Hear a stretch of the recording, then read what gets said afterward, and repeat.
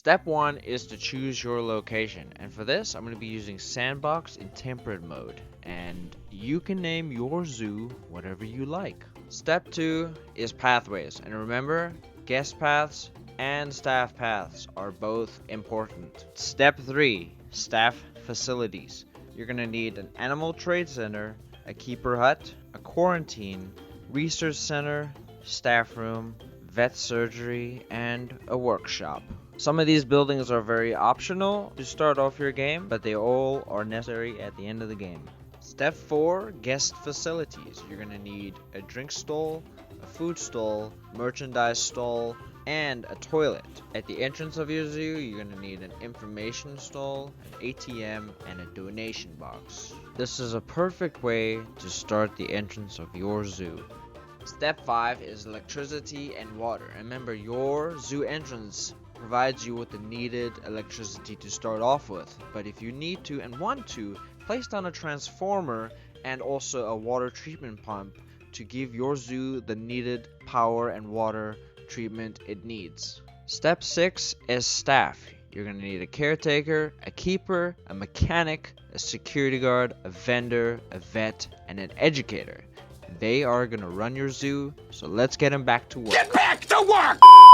Step 7 is animals. So go over to the trade center like I am and pick out a nice lovely pair of animals. I'm going to be starting off with a lovely pair of aardvarks.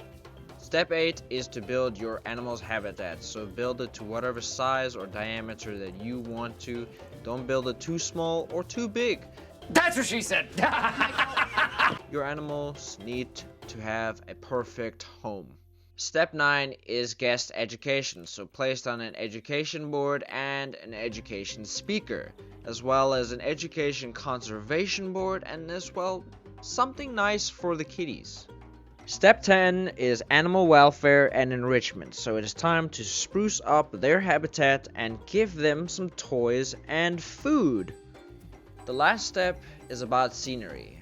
It's not very important, but it's always nice to make sure that your zoo looks great for your guests and beautiful. So just spruce up the place for them, make sure that you give them lots and lots of things to look at. They'll love it, and they'll pay for it. Now that I've given you guys the keys to run your very own zoo, remember, it is not a sprint, it is a marathon. If you liked this video, The Zookeeper's Guide, be sure to watch other episodes to become a master zookeeper. I'll see you guys in the next one. Thank you. I love you. Bye.